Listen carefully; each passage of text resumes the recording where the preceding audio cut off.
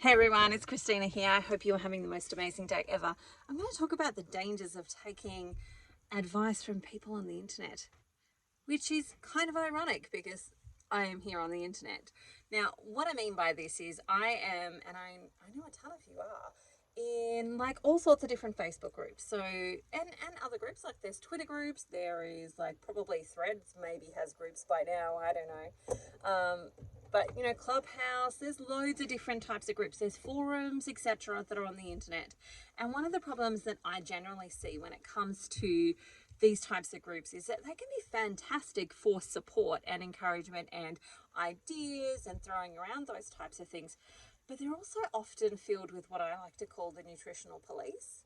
And the nutritional police are the people who are like, no, this is the only one right way to do this thing. And I see it in all sorts of different spaces. So I see it in GAPS, which is gut and psychology syndrome. I see it in carnivore. I see it in keto. I see it in all sorts of different spaces that I'm in when we're having these discussions around diet.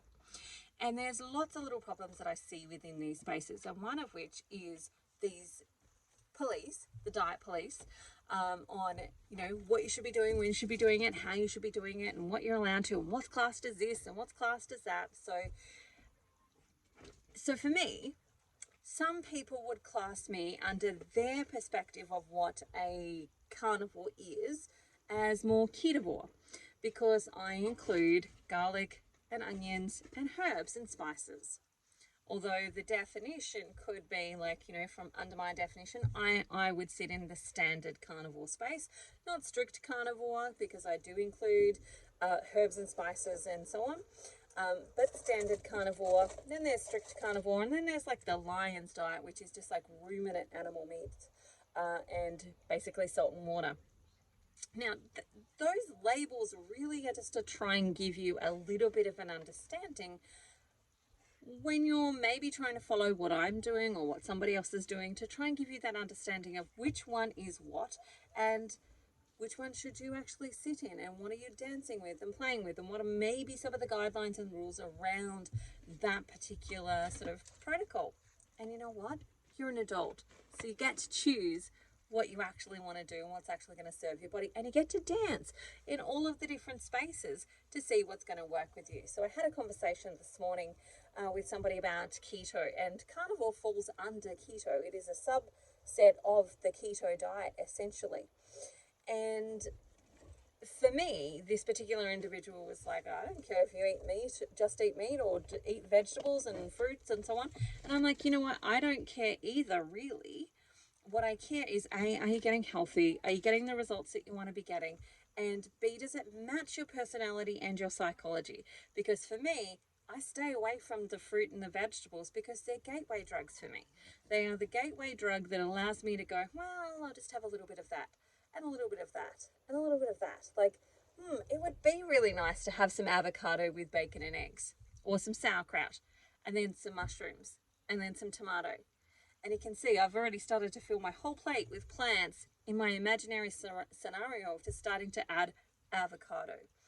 And once I've gone down that track and I start to stop getting the results that I want to be getting, or I have to start to think about what is my carb count, then I know it becomes much easier to go, well, it wouldn't hurt if I had a packet of chips, or it's a really hot day, it wouldn't matter if I had an ice cream, or I had this, or I had that. And it becomes the gateway drug for me just stumbling back into diabetes. And so for me, it's all kind of got to match. And when I come back to these Facebook groups and I come back to the online forums and asking people on the internet for advice, there's lots of different things in that. One of which, as a practitioner, I often will see people will say, I'm not losing weight, blah, blah, blah, and what should I do? And then there's 10 million different answers as to what they should do and what they should try. But the lacking in that is nobody's taken a health history. Nobody's asked them, what has your life been like before you started? What's happening for you on a biological front, a chemical front, an emotional front. Nobody's looking at all of those aspects. They're just troubleshooting with things that worked for them, which might be great. If you only have some general health issues, it might actually work. You might just need to tweak something that somebody in that group has done, and it works really well for you. And that would be fantastic. But the problem is that I see that a lot of people actually have more than just they want to be their ultimate level of health because they're already reasonably healthy. It's often that they've actually got some chronic illness already. So they might already have diabetes. They might already have a thyroid or an autoimmune condition or something else that's going on for them. And the people answering the questions don't necessarily understand the complexity that could be around that specific condition. And if you get the wrong advice, you could end up with some dangerous consequences. Or you could just end up delaying your progress to some extent as well. And what I mean by that is, for me, okay, so here's one of the discussions that was taking place in a Facebook group that I was in. And I'm just observing the discussion because I'm like, I just want to see what people are actually saying here. And essentially the discussion was about like the sardine fast, like, you know, what does the sardine fast do, etc., etc., and why would you do it?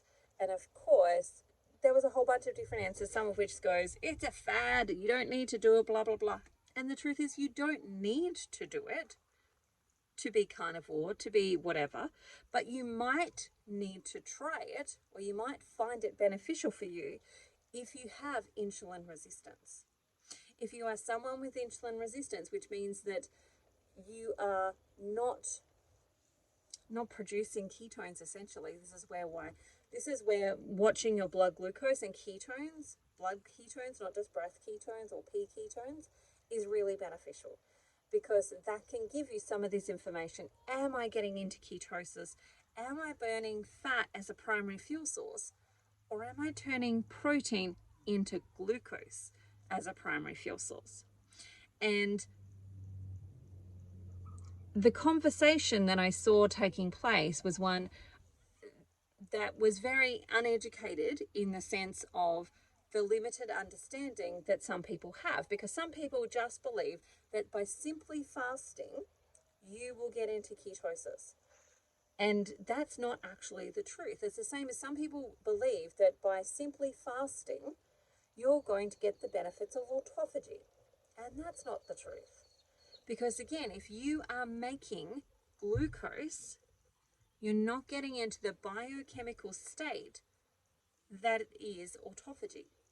And basically autophagy starts at around a 3 and under on the GKI score, which is blood glucose divided by ketones equals your GKI score. Now, if you're Australian or if you're using metric, it's pretty easy. It's just blood glucose divided by ketones, and that equals your GKI score.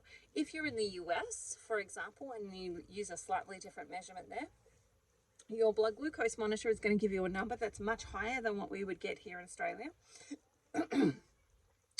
And so what we're going to do is take your blood glucose, divide that by 18, and then divide that by your ketones, and that will give you a GKI score. Now, under a 3, you're in what we would call deep nutritional ketosis. At that point, you're actually entering into a state of autophagy. If you can get under a 1, you're getting into deep autophagy, right? And so some people who are reasonably metabolically healthy can achieve that by fasting. They can achieve that by doing like a water fast. But if you are somebody who's got a metabolic syndrome, the likelihood is that you're not going to be able to achieve that just by fasting, because your insulin levels are too high. And if your insulin levels are too high, your body has to make glucose or glycogen to match those insulin levels so you don't go into hypoglycemia. And so your body turns that protein that you're consuming, and if you're not consuming enough, it turns your muscles into glycogen to keep you fed. So you go through this starvation process versus autophagy process, and it's a biochemical process that you can measure with your GKI. And you can know that you're actually achieving it, and you know that you're getting the benefits of it.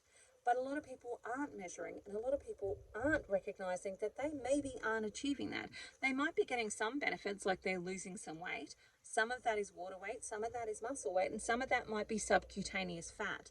But it's often harder to actually break through the visceral fat if you are getting into a GKI score of like 3 or under. And so, or even 9 or under, like 9 or under, you're going to be breaking some of that visceral fat, breaking through into some of that visceral fat. But under a 3 is where you're really deeply doing it. And so, again, a lot of the people there are well-meaning. I don't think that they're trying to throw people off track at all. I just think that they don't necessarily understand the biochemistry, and they're sharing information that is often from their own limited understanding of what something is. And that's where I see a lot of people falling off the wagon, falling into stumbling blocks because they get advice from somebody off the internet who does not have any nutritional background or knowledge, that doesn't understand the complexities of the biochemistry, and has not bothered with a health history and looking at your situation from a whole body perspective or a whole being perspective. Because some of it is, if you're in a state of chronic stress, you're not going to lose weight. Or it's going to be really hard for you to lose weight if you're pumping out adrenaline because you're stressed. You might lose weight if you are not eating and you are not pumping out a lot of adrenaline because your adrenals are fatigued. But if you're still pumping out adrenaline, you're not going to lose weight, because that hormone is designed to keep weight on you, to keep you as heavy as it possibly can, to sustain you for as long as it possibly can. Because it doesn't know when this war that's happening in you, that you're living through, is going to actually end. And so my advice when it comes to the support groups that are out there is, 1, if you're using a free Facebook group, recognize that there is no energy exchange that's taking place. So the person giving the advice doesn't necessarily have a committed relationship to the outcome of that advice, because there's no energy exchange in it. And so take it with a grain of salt, in the sense of listening. Maybe there's some little bits there that you can pick up and learn, but don't hinge your whole experience and your whole health journey on that. Listen, maybe they've got some stuff to share, maybe they've got some videos to share with you, but don't weigh your whole health experience on that. Test and trial. See for yourself, did it work? Get your blood glucose monitor, get a ketone monitor, and check. If you've got high blood pressure, get your blood pressure machine out and check, am I actually getting the results that I'm wanting to be getting? Oh my gosh, my hair's doing a total like cockatoo thing. Am I getting the results that I actually want to be getting? And if it is, fantastic, celebrate that. But if it's not, look for something different. Ask somebody different. It doesn't mean that the diet's not working for you or the protocol's not working. It just needs something, probably needs to be tweaked for you individually, that not everybody else is doing, or not everybody else understands, or the people that do understand are not in that group answering those questions.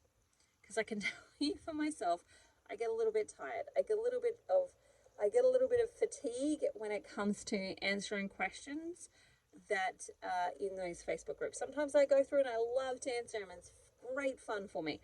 But other times when I see some of the stuff that's there, I just go, oh, is there any point me adding to this or not adding to this, because I don't know that it's going to go anywhere. And so I do sometimes get a little bit fatigued, and sometimes I purposely avoid going into those spaces because I can see some of the answers and they can make me feel very frustrated, because I know that the individual asking the questions is not actually getting good qualified advice. And so I'll stay out of there sometimes.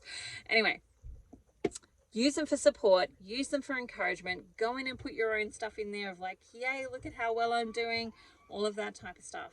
But if you've got some serious health conditions and you've got some stumbles in front of you, maybe actually look outside of that space to get some professional advice. All right, that's it for me today. I hope you have the most amazing day ever, and I'll talk to you again soon. Bye for now. See you later.